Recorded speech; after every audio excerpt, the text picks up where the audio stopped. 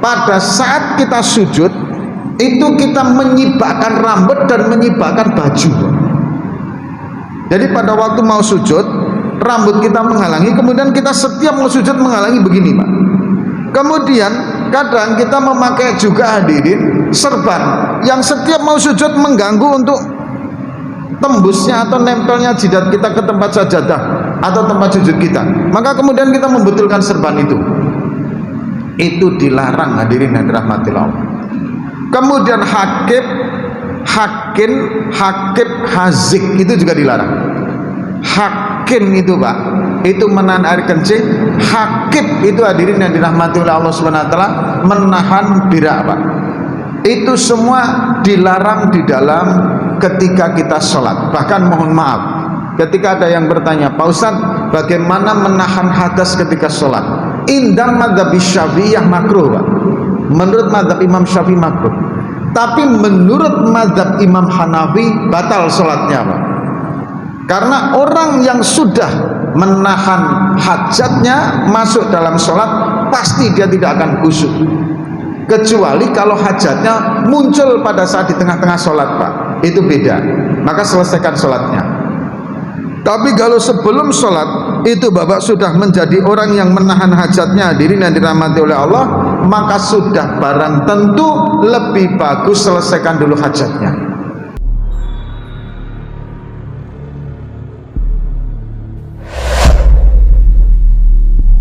Assalamualaikum warahmatullahi wabarakatuh. A'udzu billahi minasyaitonir rajim. Bismillahirrahmanirrahim. Alhamdulillahi rabbil alamin. Nahmaduhu wa nasta'inuhu wa nastaghfiruh. Wa na'udzu billahi min syururi anfusina wa min sayyiati a'malina. May yahdihillahu fala mudhillalah wa may yudlil fala hadiyalah. Allahumma sholli wa sallim ala sayyidina Muhammad wa ala alihi wa ashabihi wa man tabi'ahu bi ihsanihi ila yaumil qiyamah, amma ba'd. Yang kami muliakan para alim, para ulama, para kiai, para ustadz, para imam, dan tentunya yang kami hormati ketua pengurus Masjid Al-Uswah, dan tidak ketinggalan Bapak Ibu semua yang alhamdulillah hadir dalam majelis taklim ini. Marilah kita bersyukur kepada Allah Subhanahu wa taala atas segala nikmat, rahmat, hidayah yang Allah Subhanahu wa taala berikan kepada kita. Atas nikmat-nikmat tersebut mari kita memuji kepadanya dengan mengucapkan alhamdulillahirabbil alamin. Salam dan salawat mari kita haturkan kepada junjungan kita Nabi Agung Muhammad sallallahu alaihi wasallam. Allahumma sholli ala sayyidina Muhammad wa ala ali sayyidina Muhammad.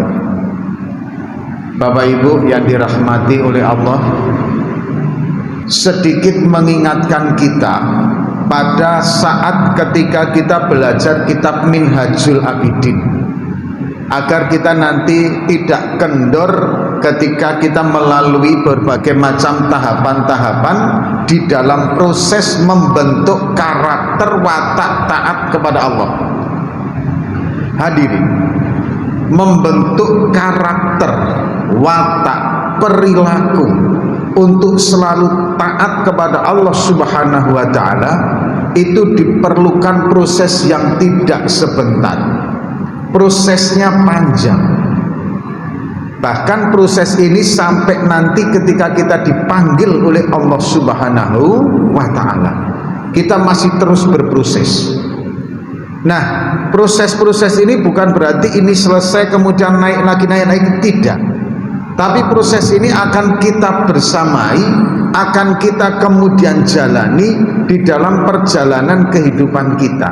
Yang pertama, hadirin, apabila kita ingin membentuk, membangun karakter takwa wujud dalam diri dan perilaku kita, mau tidak mau tahapan paling dasar wajib kita tempuh, yaitu tahapan tolabul ilmi, menuntut ilmu. Kenapa hadirin? Karena ilmu itu merupakan cahayanya, petunjuk arahnya bagi orang yang berjalan. Makanya ketika kita mau membangun nilai takwa yang benar, hadirin, wajib kita menuntut daripada tahapan ini. Suka tidak suka, mau tidak mau, kita harus berani dan kita harus melalui untuk belajar tentang agama. Mau nggak mau? Yang pertama. Nah, kemudian hadirin, yang kedua, untuk membentuk kesemangatan dan motivasi yang stabil, konsisten. Kalau bahasa kitabnya itu istiqomah, maka harus muncul dalam diri kita kesemangatan bahwa saya dalam hidup ini harus menjadi orang yang selalu memperbaiki diri dari setiap saat demi saat yang lain. Pokoknya dalam diri ini setiap hari saya harus berusaha untuk menjadi lebih baik lagi dari yang sudah saya kerjakan. Jika motivasi selalu ingin menjadi manusia yang memperbaiki diri, hadirin, insya Allah maka sampai titik puncaknya nanti kita akan mendapatkan kebaikan diri. Tapi kalau motivasi itu tidak wujud, maka kita akan melemah, Pak. Kemudian kita juga harus mengetahui, memahami berbagai macam hambatan. Ini sedikit saya sampaikan untuk sekedar flashback kembali kepada kitab Minhajul Abidin. Hadirin yang dirahmati oleh Allah, di samping tadi tahapan ilmu harus kita jalani, kemudian motivasi selalu ingin memperbaiki diri juga terus wujud. Kita harus memahami, mengetahui antara hambatan dan sesuatu perkara-perkara yang membuat kita tergelincir dari nilai ketaatan yang konsisten. Apa saja yang menghambat kita, hadirin? Yang pertama adalah iblis laknatullah alaih. Iblis laknatullah alaih tidak akan membiarkan kita untuk lepas dari usaha kita memperbaiki iman kita dan amal soleh kita. Iblis pasti akan menjerumuskan kita. Nah, kemudian bagaimana cara mengatasinya? Pahami jeratan-jeratan iblis. Ini sudah pernah kita bahas. Yang kedua, hadirin, ad-dunya wa ma fiha. Dunia beserta dengan seluruh apa yang ada di dalamnya ini, Pak. Ini merupakan sebagai sebuah hambatan, sebagai sebuah godaan yang kadang menggelincirkan kita. Solusinya bagaimana? Zuhud, hadirin. Zuhud untuk urusan dunia. Apakah posisi kita ini sekarang sebagai pejabat, penguasa, ataukah pedagang, ataukah rakyat, orang miskin, orang kaya, asal zuhud untuk perkara dunia, selamat, Pak. Tapi kalau tidak zuhud, hadirin, mohon maaf. Nah, apa arti zuhud? Zuhud itu mengambil apa yang kita butuhkan saja, hadirin, apa yang kita perlukan, sehingga kontrol untuk mendapatkan sesuatu dari perkara yang halal dan jalan yang halal terus wujud dalam kehidupan kita.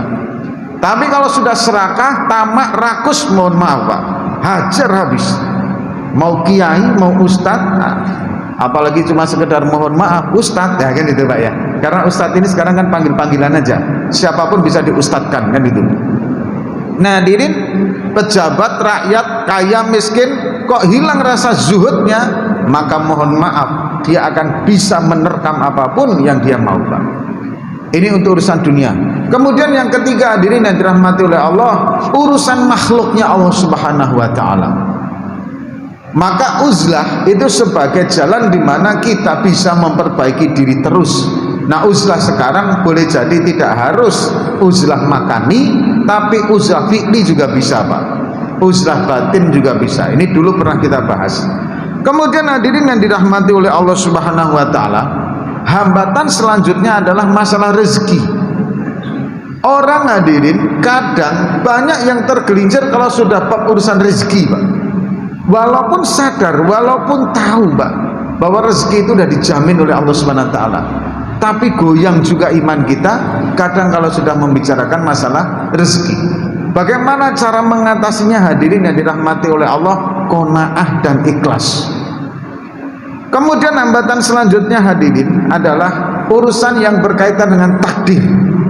Kadang yang kita dapatkan tidak sesuai ekspektasi kita, Pak.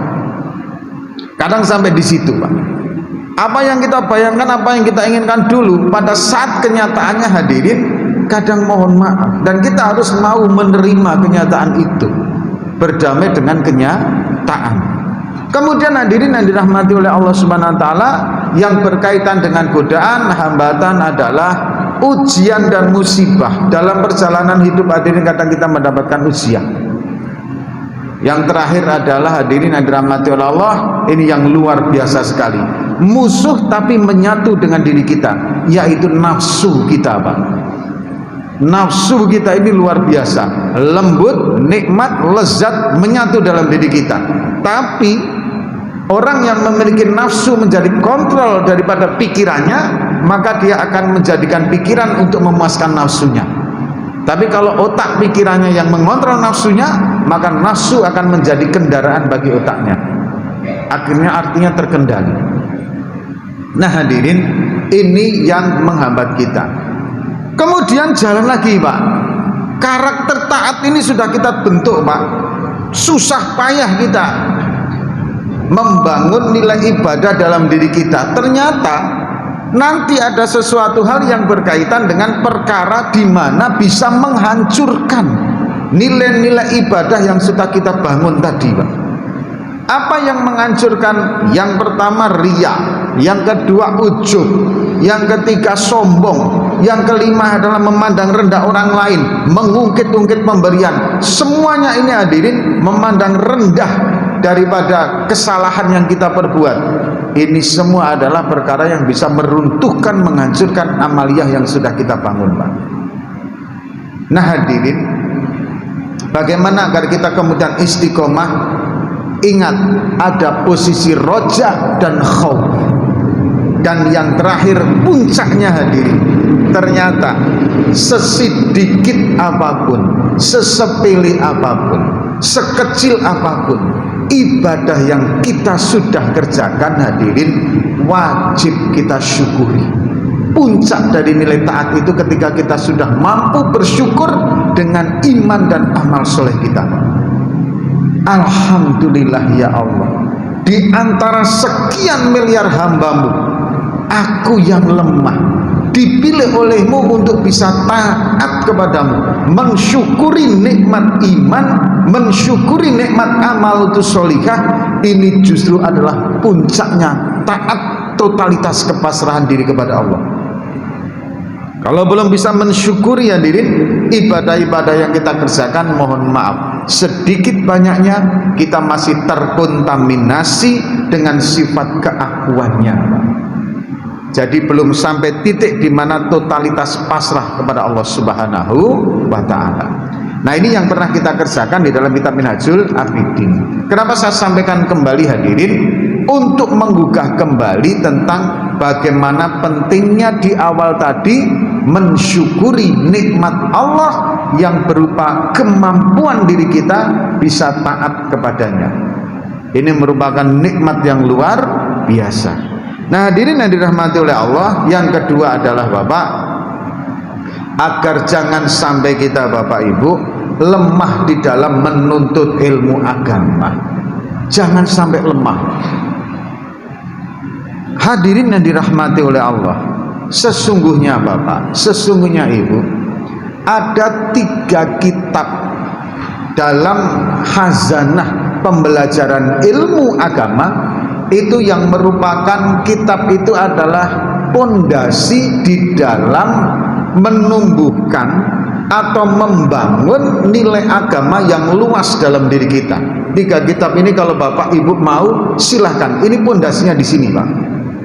Yang pertama hadirin, Bapak cari, Bapak beli kitab tuntunan sholat, Pak. Kayaknya remeh, Pak, tapi itu tidak remeh, Pak. Itu tuntunan sholat itu dari mulai syahadat sampai terakhir itu Pak, semua doa-doa Bapak Ibu hafalkan, insya Allah Pak, cukup kalau untuk sekedar doa ubudiyah, doa untuk taat kepada Allah dari awal sampai akhir, panjang pendeknya diperbaiki, makhraj hurufnya diperbaiki, itu semua sudah lengkap.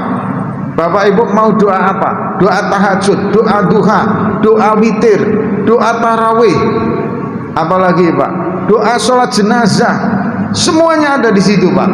Ini kitab paling dasar.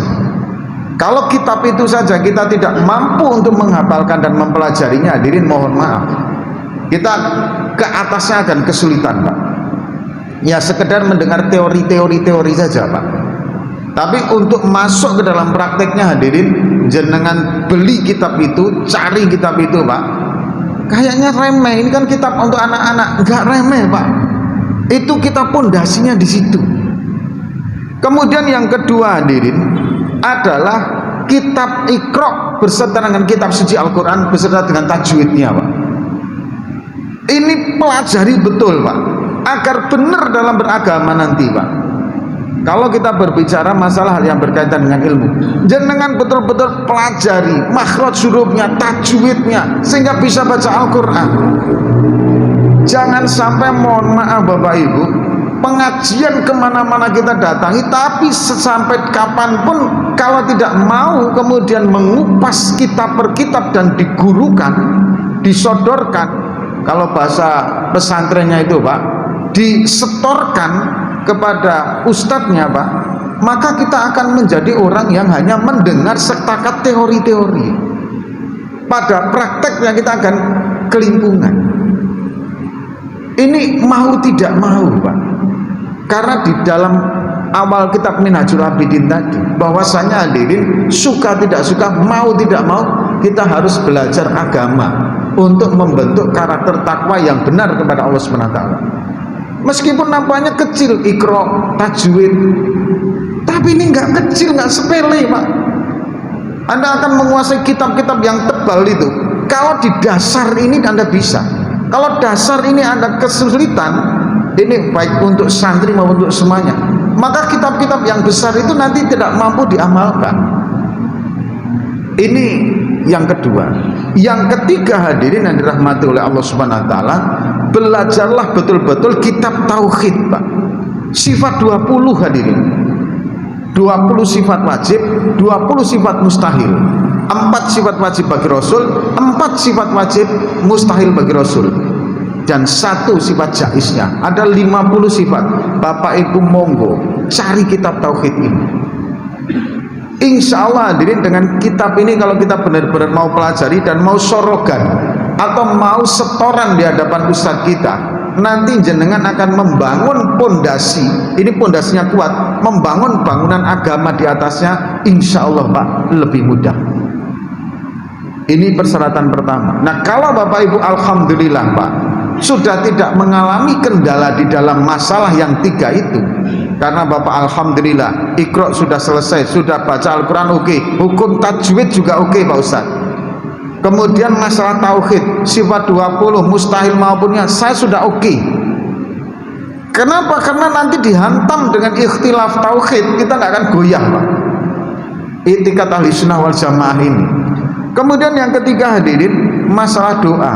Jangan sampai kita kemudian sudahlah tiap malam kita tahajud, tapi mohon maaf Al-Fatihahnya saja masih siratal ladzina an'amta alaihim, masih lazi Pak. Ini kan kontroversi sekali gitu, sangat rugi sekali. Walaupun masalah diterima atau tidak urusan Allah Subhanahu wa taala, sepakat saya Pak kalau konsep itu. Tapi konsep untuk memperbaiki dalam akidah, dalam fikih, dalam budaya kita, masalah tata caranya juga harus wajib agar benar kita sholat, ya kan? Nah ini hadirin, monggo nanti Bapak Ibu silakan untuk 3 kitab pondasi ini cari para ustadz-ustadz yang memang berkenaan untuk mengajarkannya. Termasuk yang terpenting adalah belajarlah fikih, mohon maaf, belajarlah tauhid yang memang sesuai dengan pondasi dasar kita, yaitu mazhabnya Imam Al-Maturidiyah wal Asy'ariyah yang sifat 20. Karena sekarang sudah mulai mazhabnya Ibnu Taimiyah yang asma wa sifat, ilahiyah, rububiyah sudah mulai Pak. Goyang kita nanti etika ahli sunnahnya nanti. Nah ini pelajari hadirin sehingga kita nanti insya Allah akan mendapatkan ilmu tauhid yang benar. Amin. Kemudian Bapak Ibu yang dirahmati oleh Allah, nah kita akan kembali membahas hal yang berkaitan yang dilarang di dalam sholat, perkara yang nampak dalam perbuatan yang kemarin pernah kita bahas. Perkara ini apakah sampai jatuh membatalkan sholat? Sebenarnya perkara ini tidak sampai membatalkan sholat Pak, umumnya tidak sampai membatalkan sholat. Nanti saya sampaikan beberapa yang membatalkan dan beberapa yang tidak. Tapi perkara ini sangat dibenci oleh Allah Subhanahu wa Ta'ala karena Rasulullah melarangnya. Ketika pada saat sholat itu kita kerjakan apa saja Pak? Yang pertama adalah yang disebut dengan iq'a, yaitu berselimut. Kemudian kaf. Jadi begini hadirin yang dirahmati oleh Allah Subhanahu wa Ta'ala, makna berselimut itu Pak, kita sholat kemudian kita memakai, mohon maaf, memakai ini apa, serban yang gede itu Pak, kan ada ya serban yang panjang besar itu, hijau, hitam, putih, kan banyak itu Pak. Nah kemudian dijadikan selimut, telapak kedua tangan kita ini masuk di dalam selimut, sehingga nanti ketika kita sujud kedua tangan kita itu nggak nampak. Maka ini sangat dibenci dan dilarang dalam sholat. Apakah membatalkan? Tidak Pak, tapi membangun etikat di dalam ibadah yang sempurna merupakan bagian daripada kesempurnaan sholat kita. Maka lebih bagus itu kita tinggalkan. Kemudian hadirin yang dirahmati oleh Allah Subhanahu wa Ta'ala adalah duduk di atas betis. Jadi kedua kakinya, mohon maaf, tidak iftiros, tidak tawaruk, tapi kedua kakinya justru dinaikkan begini, kemudian kita duduknya di atas kedua betisnya.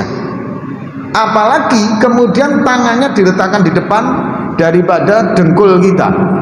Ini jelas sangat dibenci sekali, karena itu duduk menyerupai anjing. Kalau yang berselimut menyerupai rahibnya Yahudi. Kemudian hadirin yang dirahmati oleh Allah Subhanahu wa Ta'ala, ada satu perintah lagi, umirtu an asjuda, umirtu aku diperintahkan an asjuda untuk sujud ala sab'ati a'doin, atas 7 macam, atas 7 anggota badan, wala akufa, dan sesungguhnya tidak diperintahkan kepadaku, tidak disibakkan sya'ron rambut, wala tauban, dan baju. Maknanya begini Pak, termasuk yang dilarang pada saat kita sujud itu kita menyibakkan rambut dan menyibakkan baju. Jadi pada waktu mau sujud rambut kita menghalangi, kemudian kita setiap mau sujud menghalangi begini Pak. Kemudian kadang kita memakai juga hadirin serban yang setiap mau sujud mengganggu untuk tembusnya atau nempelnya jidat kita ke tempat sajadah atau tempat sujud kita. Maka kemudian kita membetulkan serban itu. Itu dilarang hadirin yang dirahmati Allah. Kemudian hakib, hazik itu juga dilarang. Hakim itu Pak, itu menahan air kencing.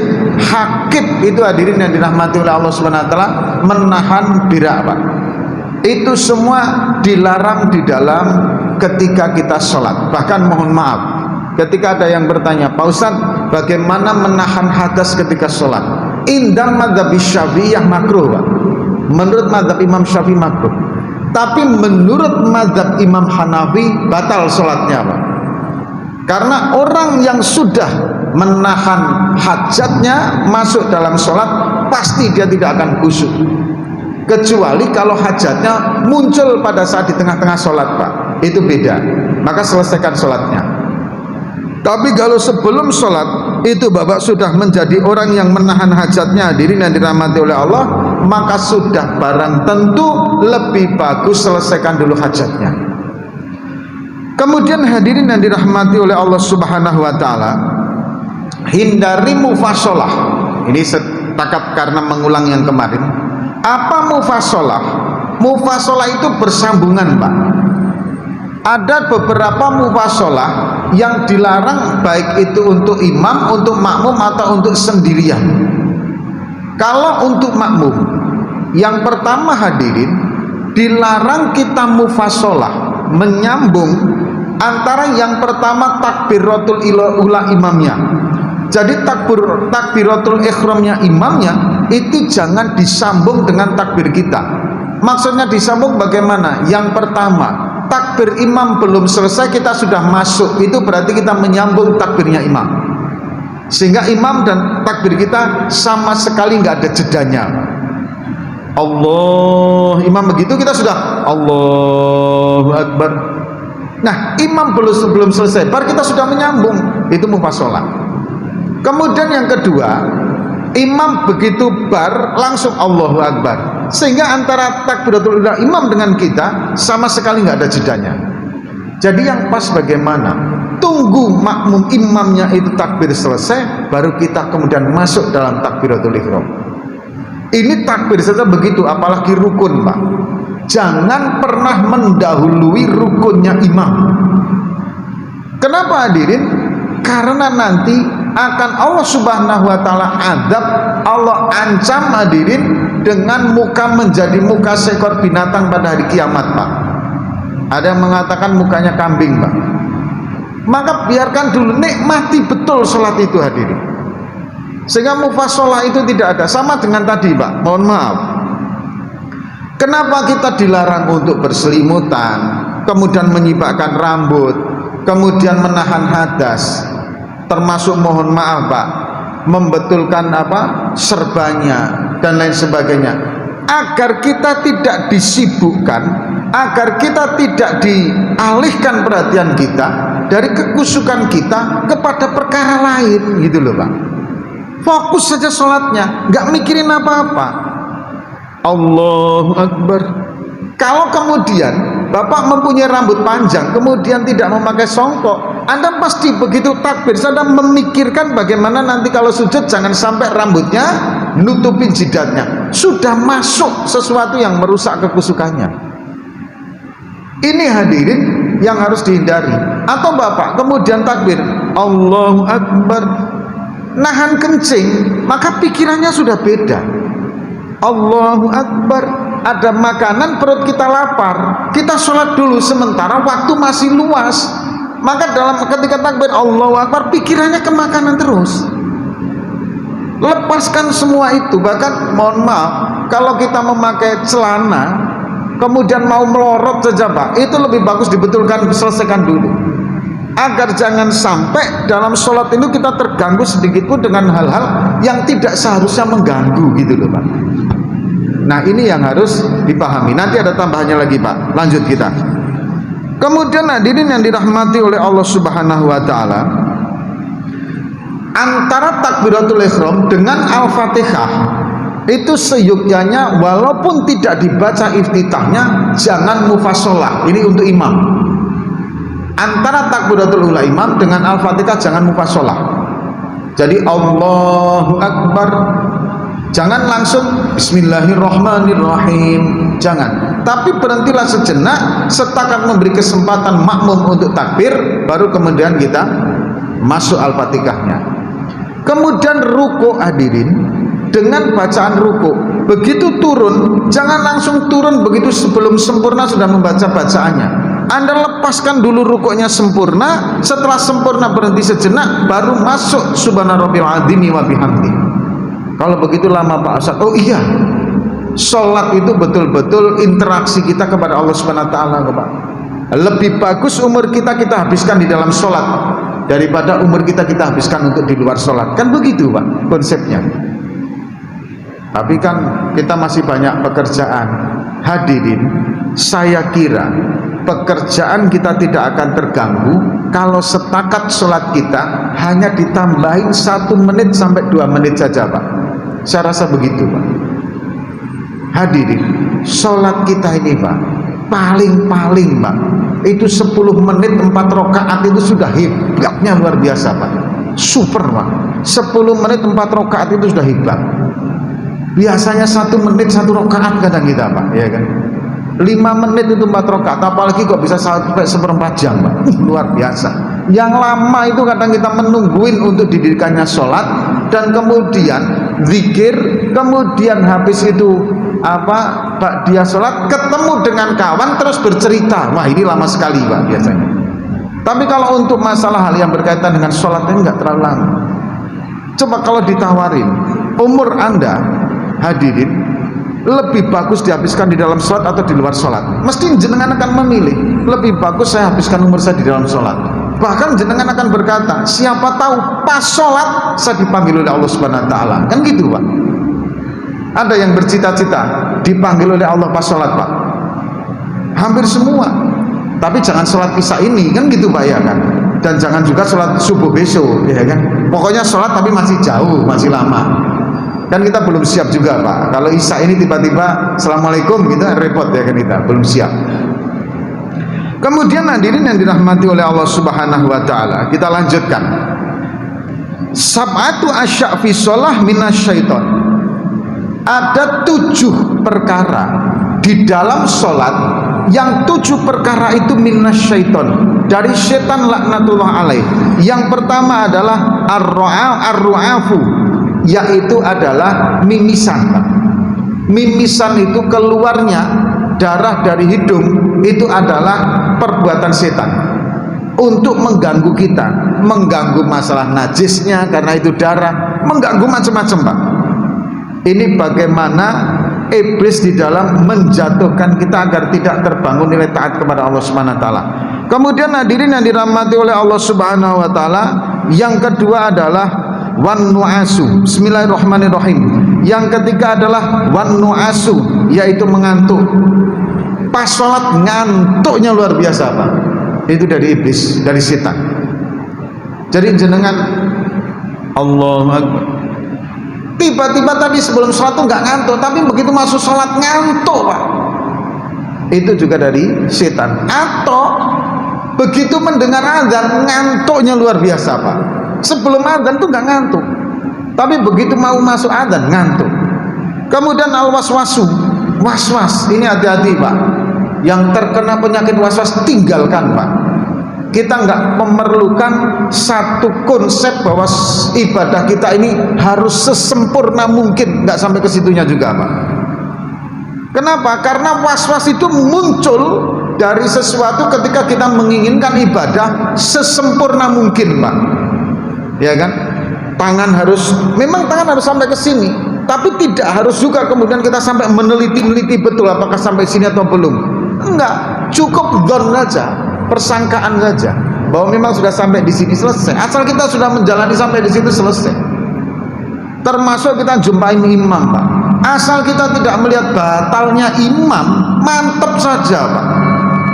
Apakah dia itu nanti batal atau tidak sholatnya? Oh, alam bisa, Pak, selesai, nggak mengetahui batalnya, jalan, selesai. Dan mungkin Allah SWT sudah mentakdirkan saya bermakmum kepada orang seperti ini, selesai gitu, Pak. Mantap saja.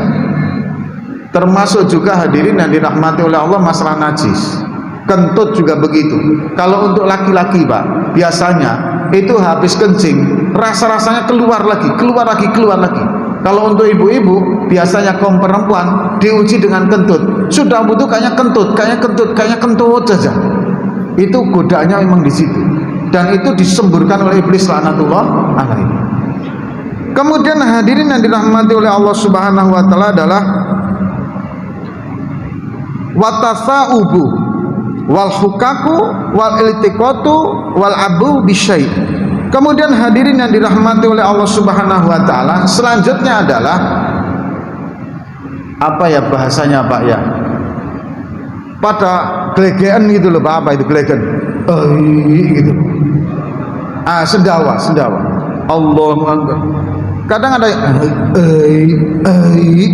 itu diulang-ulang lagi, Pak, ya kan? Gitu lagi. Nah, itu hadirin hati-hati sekali. Kemudian menguap, ya kan? Ini termasuk dari setan. Allahu Akbar. Gitu kan, ada lagi yang gitu, Pak. Ada lagi yang nguap gitu, Pak. Itu semua memang masya Allah, ya kan?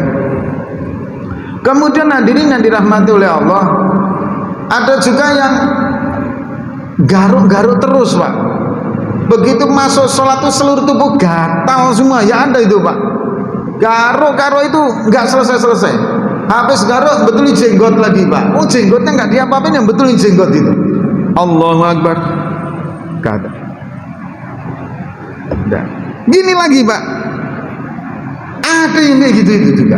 Tapi kita nggak perlu mengoreksi orang lain Pak. Ini untuk diri kita sendiri. Kalau terjadi seperti itu berarti kita tidak lepas dari godaan setan laknatullah. Ada lagi yang justru malah main Allahu Akbar, jenggotnya dimain-mainin. Oh nggak dikasih apa-apa juga, nggak apa-apa jenggot Anda, kan gitu Pak ya. Jenggot ini Pak memang sunnah Pak. Kita tidak bisa memungkiri bahwa memelihara jenggot itu sunnah. Meskipun jenggotnya itu tidak lebat sangat.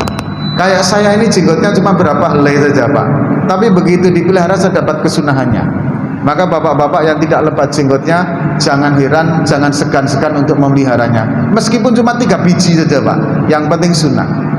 Tapi jangan sampai memelihara jenggot kemudian menjadi sesuatu yang menyebabkan fitnah. Kawan saya itu Pak dilarang melihara jenggot oleh ibunya. Nggak usah pelihara jenggot.